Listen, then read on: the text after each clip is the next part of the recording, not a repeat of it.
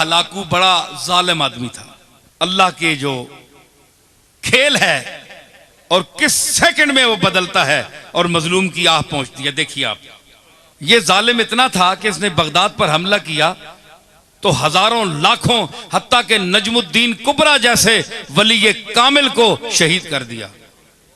और उनकी वफादार देखिए कि उसको पता था अल्लाह का मकबूल है, तो अल्लाह की बारगाह में इसने अगर बद्दुआ दी तो मुझे शायद मार ही ना दे अल्लाह। उसने पहले कहला कर भेजा, नजमुद्दीन कुबरा मैं बगदाद पर हमला करने वाला हूं, बेहतर है कि आप यहां से निकल जाएं, मैं बगदाद पूरे को तहे तेक करूंगा। हजरत नजमुद्दीन कुबरा ने भी फरमाया, हलाकू मैं एक अल्लाह का आजिज बंदा हूं, मैंने इस शहर में, बगदाद के शहर में 40-50 साल इन लोगों के साथ गुजारे हैं। ये वफा के खिलाफ है कि आज तू मुझे बचाकर ले जाए और इनको मार दे, मैं इनके साथ मरूंगा, अगर छोड़ेगा तो इनको भी छोड़ेगा, नहीं तो मैं भी मरूंगा। जालिम था, उसने हजरत नजमुद्दीन कुबरा को भी शहीद कर दिया। ये वो नजमुद्दीन कुबरा हैं जो इमाम राजी के मरने के वक्त उसके कब्र सराहने पहुंचे, जब शैतान ने इमाम राजी को वरगला दिया था और 360 दलीलें इमाम राजी ने अल्लाह के वजूद पर दी थी, है जी। तो अखीर शैतान ने गालिब आ गया, शैतान, इमाम राजी चुप हो गया। तो उन दिनों इमाम राजी जो है किताबों को छोड़कर दुनिया मार्फत में और अल्लाह के मकबूलों के साथ उनका राब्ता हो गया था।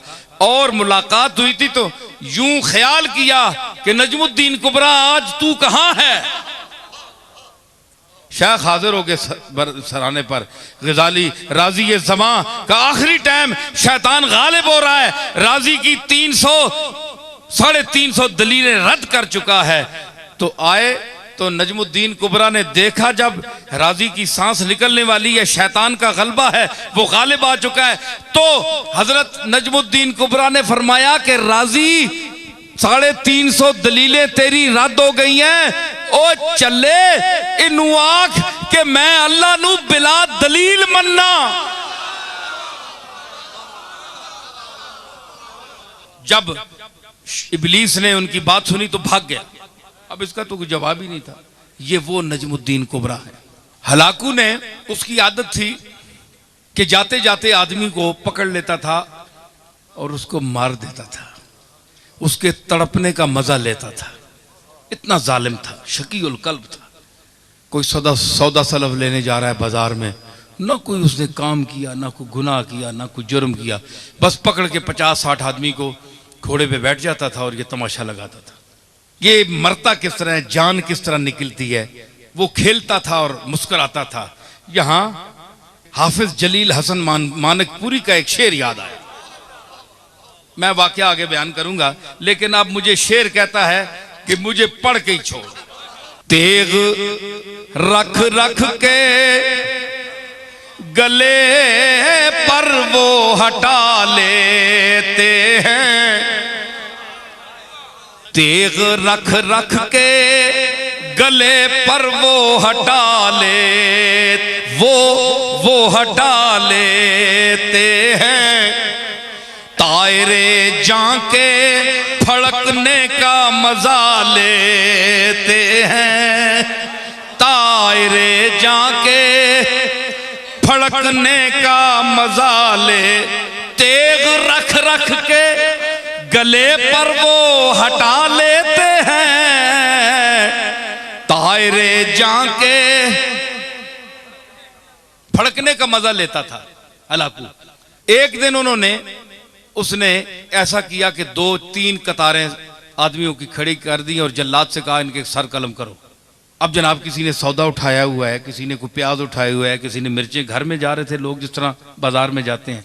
उन्होंने कहा किस गुनाह में हमें मार। उसने कहा बस देखो हलाकू सामने खड़ा है घोड़े पे, उसके हाथ में एक नींबू था, वो उससे खेल रहा था। अच्छा, अब अगली सफ जो मरनी शुरू हुई, एक का सर गया, दूसरे का, तीसरे का। सफ पहली, एक बूढ़ा आदमी आखिर में खड़ा था।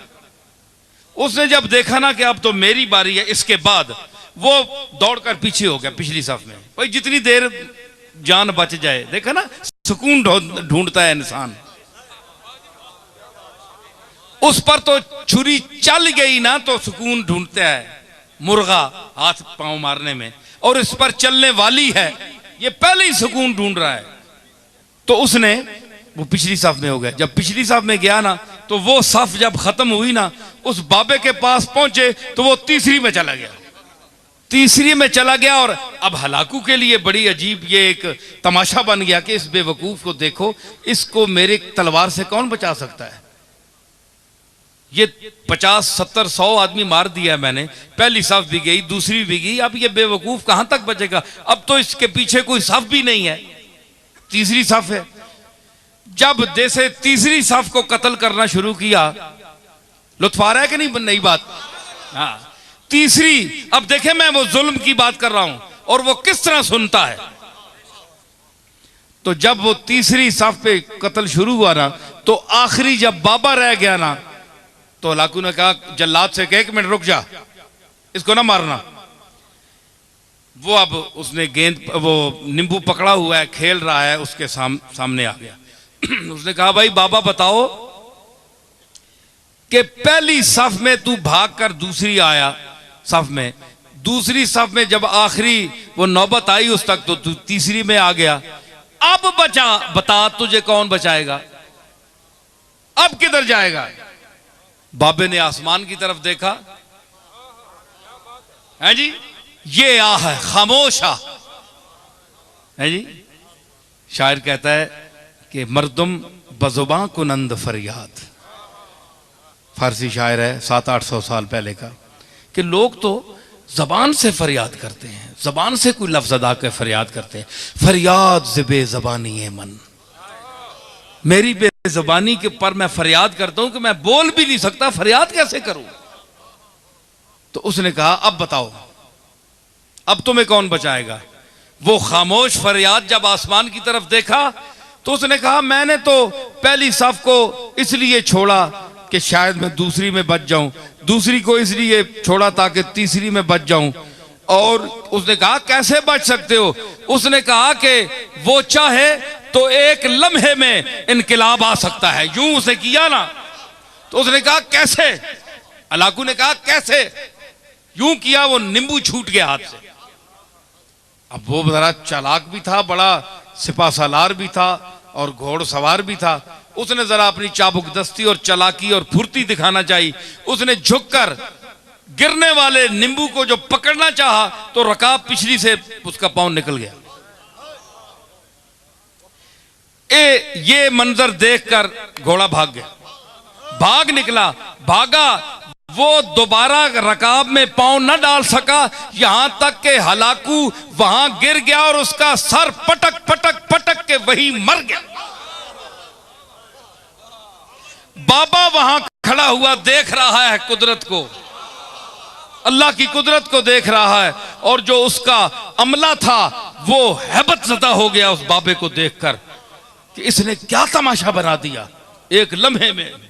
तो उसने कहा कि इजाबत अज दरे हक बहरे इस्तिकबाल मी आयद, मजलूम की आह से डर, क्योंकि जब वो आह करता है तो इजाबत, कबूलियत दूर से उसका इस्तिकबाल करने आती है। तो इसमें मजमून में जो मैंने अर्ज की कि इसमें अल्लाह ताला ने क्यों इनको हजरत मूसा ने बद्दुआ दी कि इनके पास दौलत है, ये हम फकीरों की तरफ आएंगे या इन अमीरों की तरफ जाएंगे लोग। अल्लाह ने फरमाया काला कद उजीबत दावतकुमा, तुम दोनों की दुआ कबूल कर ली गई, फस्तकीमा, दोनों भाई डट जाओ, वला तत्तबिआन सबील लज़ीना ला यालमून, और उन बेइल्मों और जाहिलों की किसी बात को न मानना, इनके पीछे न चलना। इन्न फिरऔन अला फिल अर्दे वजअल अहलहा शियअन यस्तज़इफु ताइफतुम मिनहुम युज़ब्बिहु अबनाहुम व यस्तहयी निसाहुम इन्नहु कान मिनल मुफसिदीन।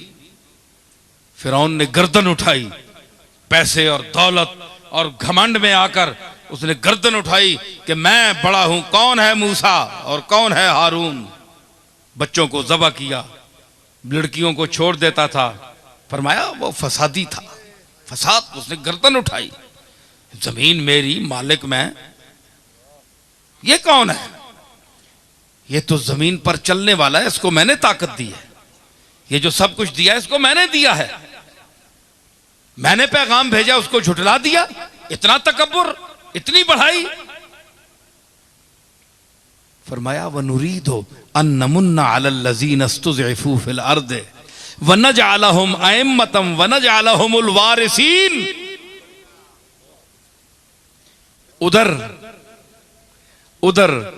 फिरौन को अपने घमंड, माल का, दौलत का, पैसे का, कोठियों का, महलों का,